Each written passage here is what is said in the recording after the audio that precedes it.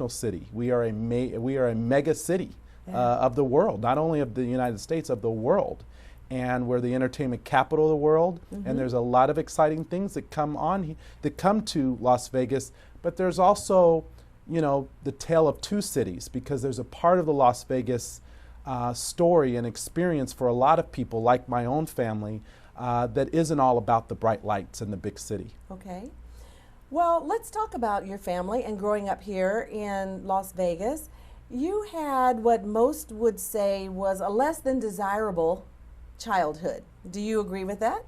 You know, I had the childhood I was destined to have, purpose to have. Okay. I don't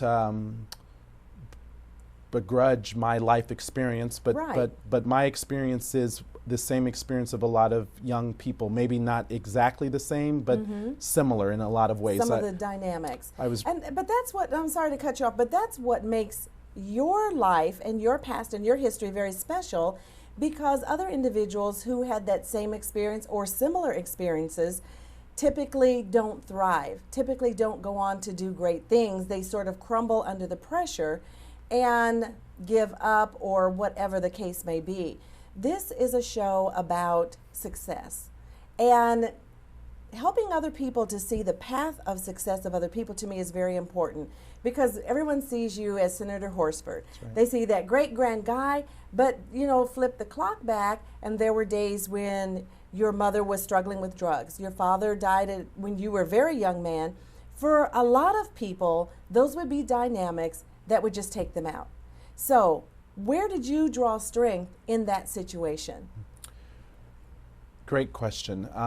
First and foremost, you're right. It's not just about the success of the person today, but the life experiences of what they went through to get to where they are. Yeah. I am proud of the accomplishments we've been able to have in life with where I'm at today, but it's not about the title that I hold, but what I've worked to get here. And I always try to share my story, particularly with young people, because I want to give them an example that regardless of where you come from, regardless of the challenges in your life, if you work hard and believe in yourself and never give up, you can make it. And so I was raised by a single parent.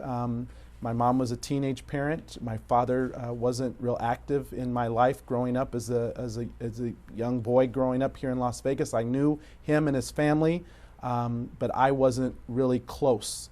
My mom did struggle with drugs, although I always have to tell the rest of the story, because she's now clean and sober and will be celebrating 20 years of sobriety this year. And I'm very proud of my mom for conquering that part of her life struggle.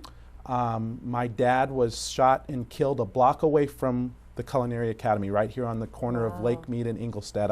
I literally pass it when I come to work. And it's a sober reminder for me of the fact that a lot of young people don't have their fathers in their homes for a variety of reasons, and that because of crime, because of drugs, because of a lack of opportunity, sometimes we don't always have that bond there.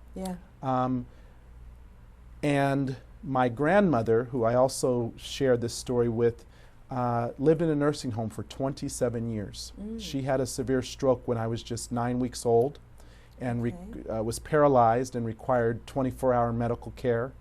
And I visited my grandmother virtually every week in a nursing home. And because she was on Medicaid and disability, she was moved around a lot, and I didn't always understand that as a young kid. But later, as an elected official, and when we started talking about budget cuts and things, that's when I understood it.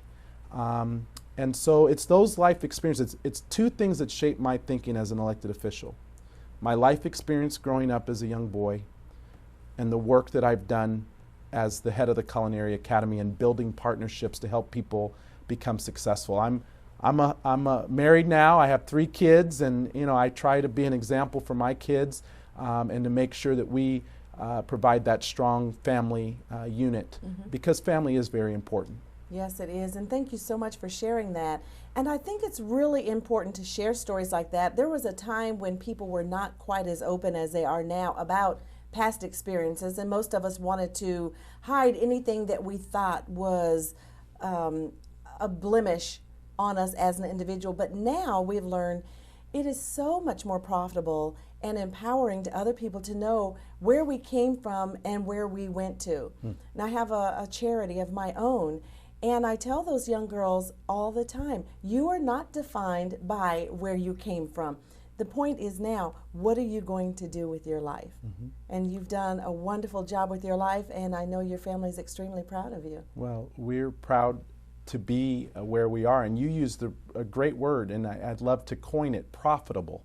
A lot of times our life experiences are viewed as deficits. Yes. There's those who believe that greatness can't come out of the inner city or from schools that are struggling, and the truth is there are a lot of Steven Horsfords. There's a lot of Amie Jo's. We just have to make a decision as a community to invest in them, to give them the opportunity to help them identify their purpose, because once they do, they will shine just as we are able to shine in our respective roles.